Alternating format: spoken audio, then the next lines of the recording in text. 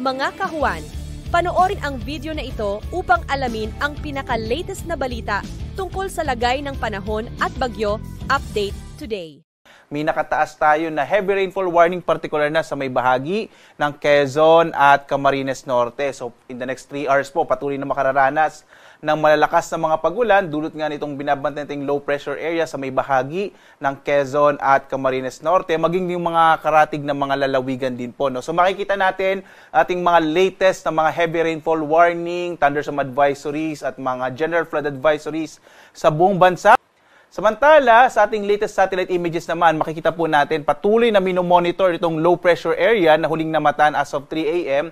sa may bahagi po ng Castilla sa lalawigan ng Sorsogon. Sa ngayon nga, itong ibig sabihin ng yellow po na kulay ay maliit pa rin yung tsansa na maging bagyo itong low pressure area, pero may mga dala itong kaulapan na siya magdadala ng mga pag-ulan, partikular na sa malaking bahagi ng Southern Luzon. So kasama po lalong-lalo na sa may Bicol region, gayon din sa Calabarzon, Mimaropa, malaking bahagi ng Kabisayaan, Central Luzon at maging dito sa may area ng Metro Manila. Asahan pa rin natin ngayong araw ang malaking tsansa ng maulap na kalangitan at may kalat-kalat na mga pag-ulan.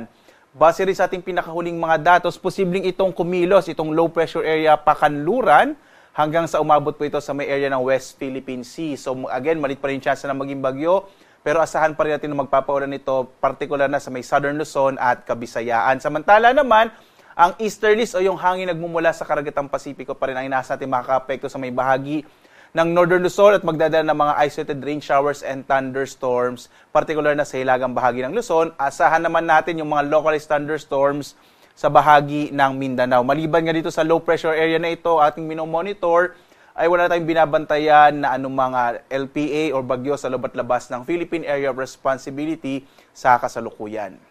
Samantala, as of 5 a.m., naglabas po tayo ng weather advisory. Ito po yung inaasa natin malalakas na mga pag-ulan pa rin na maaring maranasan within 24 hours, particular na nga sa may area ng Quezon, Marinduque, Camarines Norte at Camarines Sur dahil po yan sa low pressure area na ating minomonitor. Mag-ingat po itong mga lalawigan kung saan may nakataas po na kung saan po nag-issue po tayo ng weather advisory dahil posible pa rin yung mga malalakas na mga pag-ulan na maaring magdulot ng mga biglaang pagbaha or yung mga flash floods at paggunang lupa or landslide. So mga kababayan, mag-ingat po tayo, no? Dahil within the day, posible pa rin yung malalakas sa mga pag-ulan sa bahaging ito ng ating bansa. At narito ating inaasahang magiging lagay ng panahon sa mga susunod na araw. Bukas, in-expect pa rin o inaasahan pa rin natin, bukas hanggang Martes, posible pa rin yung mga kalat-kalat na mga pag-ulan sa bahagi ng Kamaynilaan, Central Luzon, Calabarzon, Mimaropa at Western Visayas, lalo na sa pagkilos pa rin, pakanluran nitong low pressure area. Muli po, no, maliit yung tsansa na ito ay maging bagyo within the day at maaaring magbago-bago yung kanyang lokasyon, lalo na habang kumikilos ito at nagkakaroon po ng interaction sa kalupaan ng ating bansa. Pagdating ng Miyerkules hanggang Huwebes, inaasahan natin generally fair weather sa malaking bahagi ng ating kapuluan, maliban na lamang sa mga thunderstorms sa hapon hanggang sa gabi. Muli po, no, pwede pa rin naman magbago itong ating weather update, kaya lagi po tumutok sa update. Sa lagay naman po ng ating karagatan, wala tayong nakataas na gale warning sa anumang bahagi ng ating bansa. Banayad hanggang sa katamtaman ang inaasahan nating kondisyon ng ating karagatan. Bagamat mag-ingat po yung mga maliit na sasakyang pandagat kapag may mga thunderstorm na kung minsan nagpapalakas ng alon ng ating karagatan.